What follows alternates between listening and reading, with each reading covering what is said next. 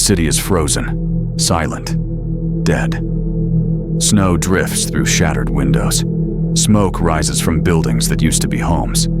A man crawls from a collapsed cellar, his uniform stiff with blood and frost. His breath turns white in the morning air. He looks up, eyes sunken, hands trembling. Around him, the world is ash. He whispers to no one. Is this what winning feels like? It isn't victory. It's survival. And survival in World War II was often more painful than death itself. War is supposed to end quickly. That's what they believed at first. Fast battles, clean victories, heroes returning home. But in the reality of World War II, death did not come cleanly. It came through hunger, through disease, through cruelty. It came slow, cruel, and often invisible. This is not a story of battles won or lost. This is a story of pain, of the most excruciating deaths that human beings endured when the world lost its humanity. The morning sun blazes over Bataan. 75,000 Filipino and American soldiers stand in ragged lines. Their weapons are gone. Their bodies are broken. They've surrendered. But what comes next is worse than war. Japanese guards shout orders. The prisoners are forced to march 65 miles under a blistering tropical sun. Some are barefoot, some bleeding. They are given no water. If they stumble, they die. One soldier later said, "The man ahead of me fell. They bayoneted him. I kept walking." The march goes on for 6 days. Men collapse from heat stroke, from thirst, from exhaustion. The ones who can't stand are shot or beaten. The smell of rot follows the column like a shadow. By the end, thousands lie dead along the roadside, their bodies unburied, their pain unspoken. This is the Bataan Death March, one of the most horrific atrocities of the Pacific War. A march where human beings became ghosts before they even died. The snow never stops falling. The city is surrounded. No food can enter.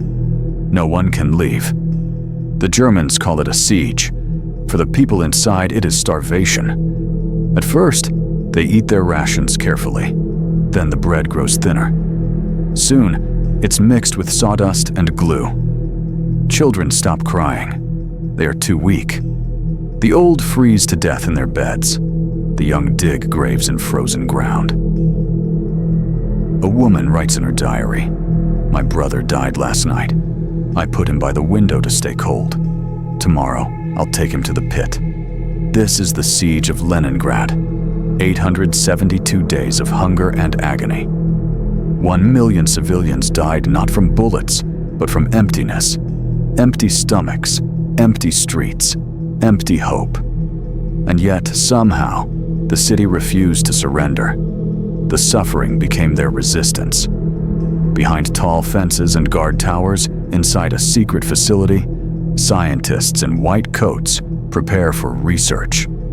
The place is known only by a number, Unit 731. Inside, prisoners, Chinese civilians, Soviet captives, even children, are subjected to experiments that defy comprehension. They are frozen alive to study frostbite, infected with plague to watch how the body decays. Organs are removed without anesthesia, while the victims are still awake.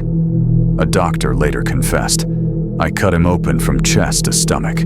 He screamed terribly. His face was all twisted in agony." The experiments continued for nearly a decade. Hundreds of thousands died, their suffering erased by silence and denial. No one was supposed to know.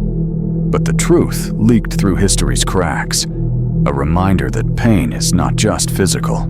It is what remains when the world forgets you. The war is almost over, but for thousands of Allied prisoners in Borneo, liberation is a cruel illusion. They are forced into the jungle, marched for hundreds of miles through rain and heat. Their guards give them no food, no water. The men stumble barefoot through mud and leeches. Those who fall behind are shot. Those who survive the day often die at night from fever. Of 2,400 prisoners, only 6 make it out alive. The rest vanish into the jungle, bones scattered beneath the trees. This was the Sandakan Death March, one of Australia's darkest war tragedies. World War II killed more than 70 million people. But the true horror is not in the number. It's in the way they died. Some were burned alive when cities turned into firestorms. Dresden, Tokyo, Hamburg. Others drowned as ships sank beneath icy waters. Millions more suffocated in gas chambers designed for efficiency. But among all these deaths, there were those whose ends came slowly, by starvation, torture, exposure. Death that was not immediate, but drawn out. Every one of them felt it. The hunger that hollowed their bones, the fear that broke their minds, the silence that followed when no help came. The man from the opening scene is still alive. Barely. His hands shake as he searches through rubble. Around him are others. Faces pale, lips cracked, eyes sunken. They are not soldiers anymore. They are survivors of something worse than war itself.